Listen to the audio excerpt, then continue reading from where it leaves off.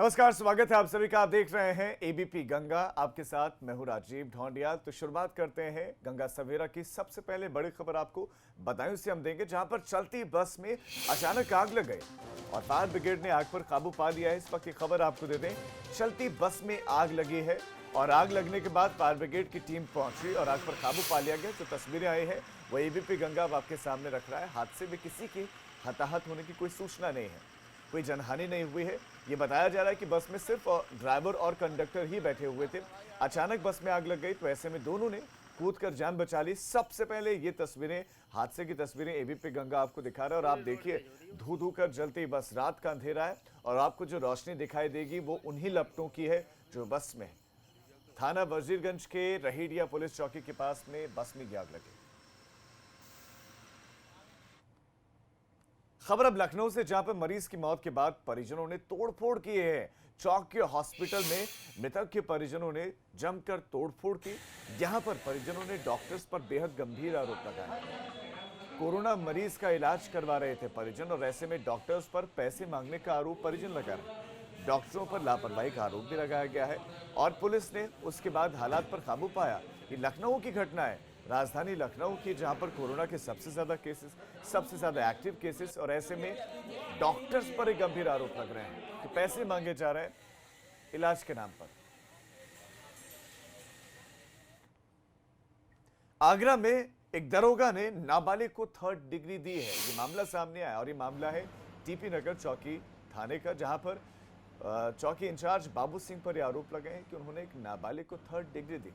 17 साल के किशोर को डंडों से जमकर दरोगा ने पीटा और किशोर के शरीर पर चोट के निशान भी है, जो हम आपको दिखा रहे हैं। ये टीपी नगर चौकी इलाके में रेहड़ी लगाता था किशोर, और इस बीच में किशोर ने जब पुलिस वालों को पैसे नहीं दिए, दरोगा को पैसे नहीं दिए, तो दरोगा ने इस नाबालिग को 3rd डिग्री दे दी। नाबालिग को इतना पीटा कि उसके शरीर पर एक एक डंडे का निशान है। एक एक डंडा जो उसके शरीर पर लगा वो उसके शरीर से चीख रहा है, निशान। अधिकारियों से मामले में शिकायत की गई है और ये थाना हरि पर्वत के टीपी नगर चौकी इलाके का मामला है। और अब बड़ी खबर, कोरोना को लेकर मुख्यमंत्री योगी की अहम बैठक। लखनऊ कानपुर के हालात को लेकर खास बैठक। मुख्यमंत्री योगी आदित्यनाथ की कोरोना को लेकर अधिकारियों को मुख्यमंत्री ने निर्देश दिए हैं और निर्देश है कि दोनों शहरों पर, लखनऊ और कानपुर पर विशेष ध्यान दें, खास ध्यान दें। दोनों शहरों पर अतिरिक्त संसाधन की जरूरत का आकलन करें। मुख्यमंत्री योगी आदित्यनाथ ने बैठक में ये बातें कही हैं और मॉनिटरिंग मुख्यमंत्री और इसके साथ साथ मुख्य सचिव ऑफिस करेगा। तो ऐसे में जब केसेस ज्यादा बढ़ रहे हैं और इसमें कानपुर और लखनऊ के बीच में रेस चल रही है कि कौन ज्यादा आगे बढ़ता है इस मामले में, फिलहाल दोनों ही रेस में आगे चल रहे हैं। केसेस दोनों ही जगह से ज्यादा आ रहे हैं, चाहे कानपुर हो चाहे वो लखनऊ हो। तो ऐसे में मुख्यमंत्री ने ये विशेष निर्देश दिए हैं कि लखनऊ और कानपुर पर विशेष ध्यान दिया जाए और दूसरा उसकी मॉनिटरिंग को मुख्यमंत्री और सचिव स्तर के अधिकारी हैं वो ऑफिस करने वाले हैं। इन दिनों यूपी पुलिस के खौफ से अगर सूबे के अपराधी कोर्ट में सरेंडर कर अपनी जान बचाने की कोशिश कर रहे हैं, तो दूसरे प्रदेश के अपराधी पुलिस के सामने गिड़गिड़ा रहे हैं, रो रहे हैं, जिंदगी की भीख मांग रहे हैं और अपने किए गए पर पछतावा कर रहे हैं। इस रिपोर्ट को आप देखिए। कोई चाल नहीं छूटने का, लेकिन उसने बोला कि पुलिस तक बात नहीं जाएगी तभी ले गया, वरना मैं ले ही नहीं जाता सर यूपी से बात सर, क्योंकि यूपी पुलिस छोड़ती नहीं है सर।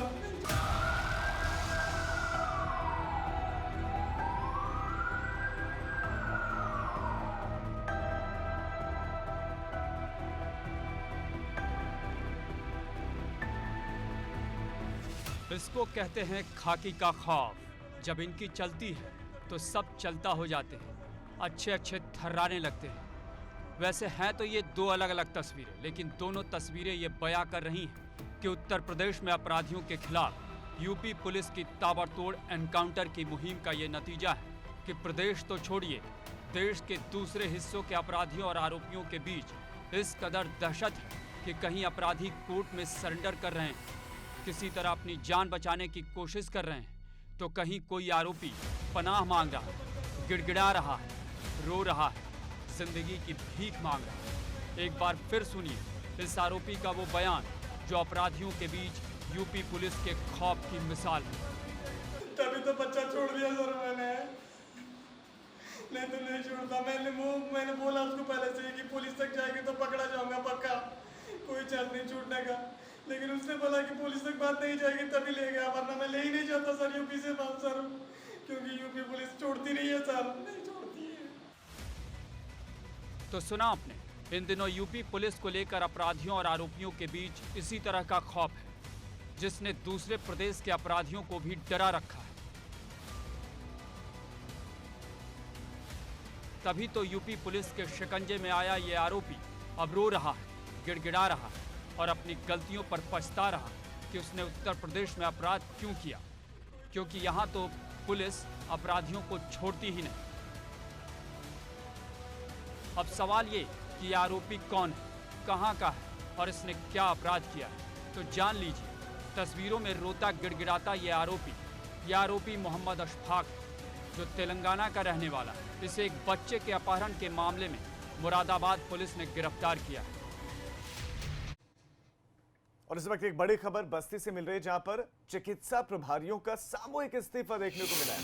सभी ग्रामीण अस्पतालों के MYC ने डिप्टी CMO को पत्र सौंपा है, सामूहिक इस्तीफा दिया है और कोरोना के कम सैंपल होने पर प्रशासन पर सहयोग नहीं करने का आरोप लगाया है। सतीश हमारे संवाददाता इस खबर पर और ज्यादा जानकारियों के साथ जुड़ गए।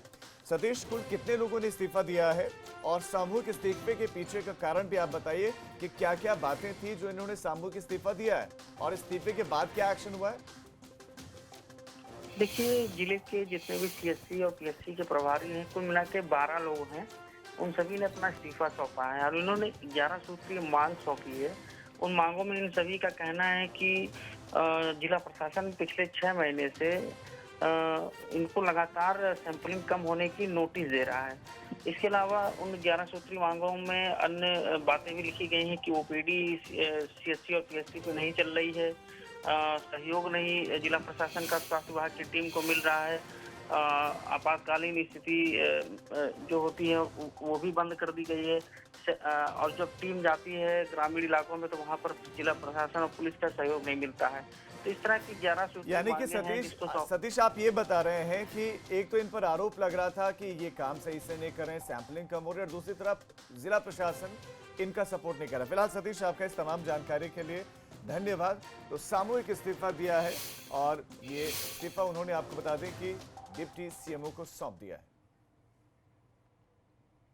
खबर अब ग्रेटर नोएडा से, जहां पर वेतन न मिलने पर कर्मचारियों का हंगामा देखने को मिला। मार्च से वेतन न देने का आरोप लगा है, वो भी कंपनी पर, कि कंपनी ने मार्च से लेकर अब तक का वेतन, उनकी तनख्वाह, उनका वेतन नहीं दिया है। और विरोध करने पर पुलिस और गार्डों ने कर्मचारियों के साथ मारपीट की है। कंपनी के कर्मचारियों को जमकर पीटा गया है। ये खबर ग्रेटर नोएडा से, ग्रेटर नोएडा के कासना थाना इलाके का मामला है। आपको बता दें कि मार्च से ही लॉकडाउन देश, उसके बाद अनलॉक की स्थिति है जब कंपनी खुली है। ऐसे में ये कर्मचारियों ने हंगामा इसलिए किया कि इनको तनख्वाह नहीं मिल रही, इनको इनका वेतन नहीं मिला, इनके हक का पैसा इनको नहीं मिला। और वेतन ना मिलने के चलते जब ये बात करने के लिए पहुंचे थे, तो बात करना बहुत दूर की बात है, कंपनी वहां पर पुलिस को बुलाया, वहां पर कंपनी के जो सिक्योरिटी गार्ड थे उन्होंने इन कर्मचारियों के साथ मारपीट की। यानी कि ये कर्मचारी जो इस कंपनी को चला रहे थे, इस कंपनी में काम कर रहे थे, अपना वक्त दे रहे थे, कीमती वक्त दे रहे थे, इस कंपनी ने जब वेतन मांगा, सैलरी मांगे, तो उनके साथ बदसलूकी की। रविंद्र जैन हमारे संवाददाता और ज्यादा जानकारी के साथ जुड़े हैं। सवाल ये है कि कंपनी में कर्मचारियों ने हंगामा किया है, मार्च से वेतन नहीं मिला, लेकिन लॉकडाउन में भी क्या ये कंपनी बुला रही थी सभी एम्प्लॉयज को, और कंपनी ने वेतन क्यों नहीं दिया, इस पर क्या कंपनी की तरफ से पक्ष आया है? जी, बताना चाहूँगा, ये लॉकडाउन के दौरान जो है मार्च से लेकर अब तक इनका वेतन नहीं मिला। इनका कहना है जो मजदूर है, एक निजी कंपनी है, इन सभी को जो है कंपनी के पास में ही एक जो रूम थे उनमें इनको जो है रखा जा रहा था। कि जो आरोप है इन जो मजदूरों का कि इनको जो है एक रूम के अंदर 18 से 20 लोगों को जो है वहाँ पर रखा जा रहा था, और ये लोग जो है सैलरी को लेकर जो है लगातार मांग कर रहे हैं, और कंपनी की तरफ से अभी तक जो है हमने बात ठीक है रविंद्र, आपका इस तमाम जानकारी के लिए धन्यवाद। तो ये आरोप लग रहा है कंपनी पर कि 18 से 20 लोगों को एक कमरे में रखा जा रहा था, तनख्वाह उनको मिली नहीं है, और मनमानी कंपनी कर रही है और कंपनी की तरफ से पक्ष अभी तक नहीं रखा गया। अब बड़ी खबर आपको अमरोहा से देते हैं, जहां पर पुलिस और बदमाशों के बीच मुठभेड़ हुई है। ऑपरेशन क्लीन उत्तर प्रदेश में लगातार जारी है। अमरोहा से इस वक्त की खबर मिल रही है, पुलिस और बदमाशों के बीच मुठभेड़ हुई है। पुलिस की गोली लगने से बदमाश घायल हुआ है। बदमाश का दूसरा साथी भी गिरफ्तार हुआ है। मुठभेड़ में हालांकि एक सिपाही भी घायल हुए हैं। बदमाशों से 2 तमंचे कारतूस बरामद किया गया है। थाना अमरोहा देहात इलाके के दरियापुर के जंगलों में मुठभेड़ हुई है। अब ये बदमाश जो पकड़े गए हैं, इनके बारे में ज्यादा जानकारी जुटाई जा रही है। पुलिस इनके बारे में खुलासा करेगी कि कौन ये बदमाश है, किस तरह का इनका आपराधिक इतिहास रहा है, ट्रैक रिकॉर्ड किस तरह का इनका रहा है। फिलहाल एक सिपाही भी इस मुठभेड़ में घायल हुआ है।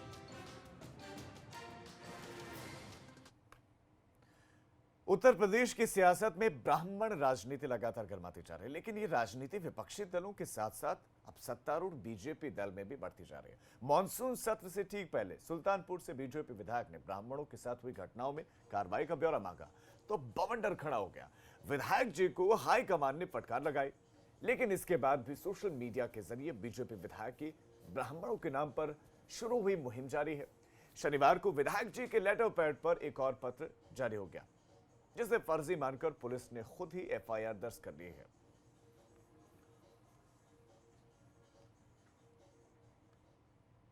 राजधानी लखनऊ के मड़ियाव इलाके में उस वक्त हड़कंप मच गया जब मायावती कॉलोनी में 16 वर्षीय छात्रा अनुराधा का शव घर के कमरे में छत से लटकता हुआ मिला। फौरन परिजनों ने शव को नीचे उतारा और पुलिस को सूचना दी। पुलिस ने शव को पोस्टमार्टम के लिए भेजा। परिजनों का यह कहना है कि बच्ची का पिछले 5 साल से मानसिक इलाज चल रहा था, जिससे वो परेशान रहती थी, शायद जिसके चलते बेटी ने सुसाइड कर लिया। हालांकि पुलिस को मौके से कोई भी सुसाइड नोट नहीं मिला है, लिहाजा पुलिस अब पोस्टमार्टम रिपोर्ट का इंतजार कर रही है।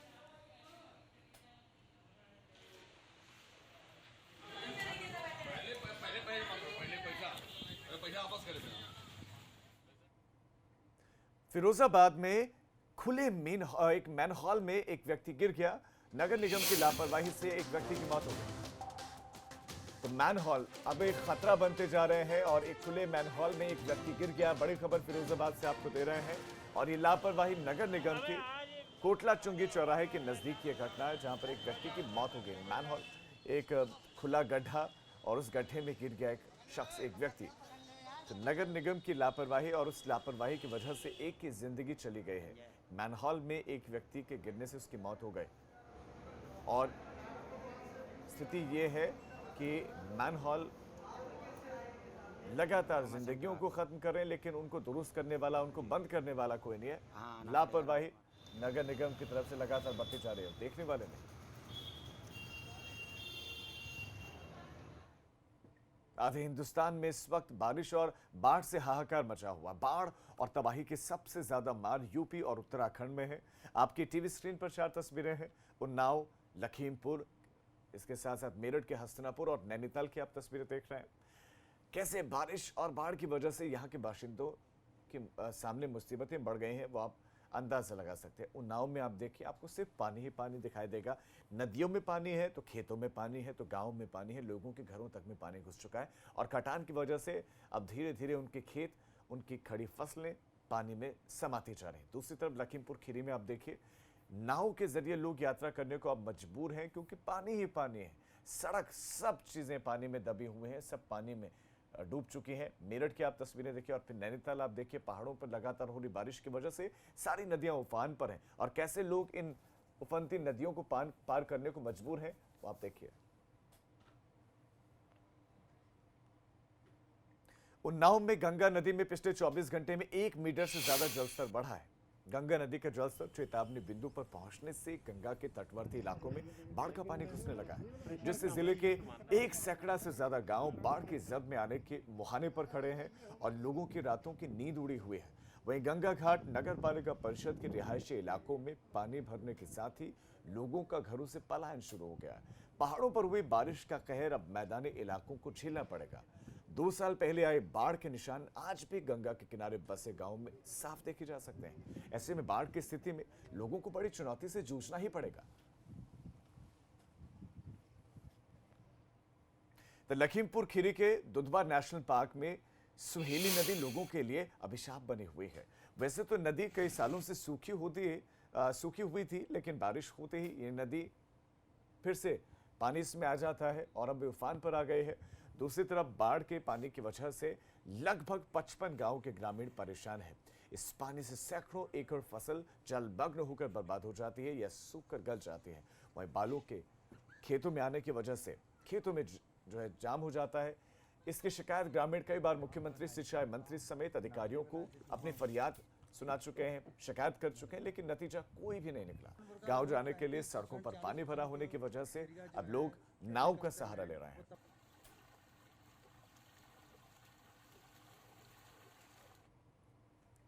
उत्तराखंड के नैनीताल में 2 जून की रोटी के लिए ग्रामीण किस तरह से संघर्ष कर रहे हैं वो आपको दिखाते हैं।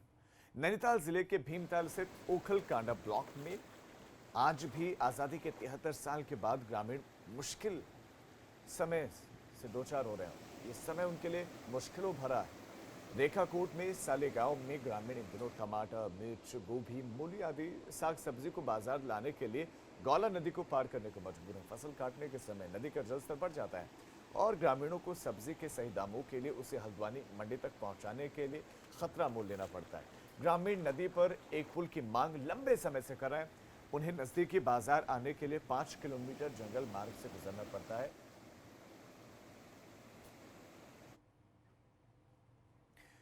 मेरठ के हस्तिनापुर खादर में बाढ़ की ऐसी तस्वीर जो सोचने पर मजबूर कर देगी। दरअसल हस्तिनापुर खादर में कई गांव बाढ़ की चपेट में आ गए और इसकी सूचना जब एबीपी गंगा की टीम को मिली तो हमारी टीम हस्तिनापुर के लिए निकल पड़ी और वहां पर पहुंचकर जो तस्वीरें देखने को मिली उसने हमें भी सोचने पर मजबूर कर दिया।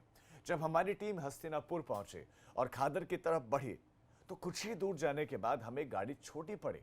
इसके बाद हम पैदल चल दिए। ग्रामीणों की मदद से हम एक ऐसे ग्रामीण के पास पहुंचे जो हमें ट्रैक्टर के जरिए उन गांवों के लिए निकले जहां बाढ़ का पानी घरों में घुस गया था और गांव बाढ़ की चपेट में था। गंगा की टीम अब मेरठ के शेरपुर गांव पहुंची है, जहां आप देख सकते हैं कि ये बाढ़ की स्थिति है।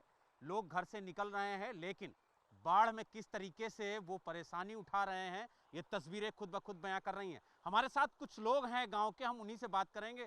क्या कहेंगे, कब से ये बाढ़ है आप लोगों के यहाँ? ये सर 8 दिन हो गए हैं बाढ़ को आते हुए और हमें पक्के बांध बंधने की और ठोकर लगने की मांग कर रहे हैं, ये पूरी नहीं हो रही। अच्छा चलिए, और लोग हैं, क्या कहेंगे, कब से इस बाढ़ की चपेट में आप लोग? ये हम पिछले 8 दिनों से हैं जी, इस बाढ़ की चपेट में हम बहुत ज़्यादा परेशान हैं जी। दद्दू आप बताइए क्या कहेंगे इस बाढ़ को लेकर के? ऐसी तस्वीरें मैं इस पानी में खड़े खड़े कोई सुनाई नहीं हो रही, कोई आवे चला जाए, कुछ नहीं पूछता ना कहता कोई कुछ। हमें घरों में पानी है, बच्चे परेशान है, मकानों पर बच्चे खड़े हैं, मकानों के गिरने का खतरा है। हम तो बहुत मुसीबत में, साहब कोई नहीं सुनाई हो रही हमारी। प्रशासन का कोई अधिकारी आया आज ही पर की सुनाई कुछ नहीं है। अच्छा चलिए और देखते हैं हम तस्वीरें कि क्या स्थिति है इस गांव की। आप देख सकते हैं बहाव इतना तेज है कि मतलब चला भी नहीं जा रहा है इसमें। ये स्थिति है शेरपुर गांव की, क्योंकि पानी का बहाव काफ़ी ज़्यादा तेज है और आप देख सकते हैं कि पानी कहां तक है। और ऐसे ही जो गांव के लोग हैं वो घरों से निकल के जो साग सब्जी है, जो सामान लेना है, उसके लिए जा रहे हैं, क्योंकि पानी पूरे गांव में भरा हुआ है और स्थिति जो है वो काफ़ी भयावह है। क्योंकि आप देख सकते हैं पिछले 8 दिनों से यही स्थिति है पूरे गांव की। चलो अब एक छोटे से ब्रेक के लिए हम रुक रहे हैं, फौरन लौट रहे हैं। आप देखते रहिए एबीपी गंगा।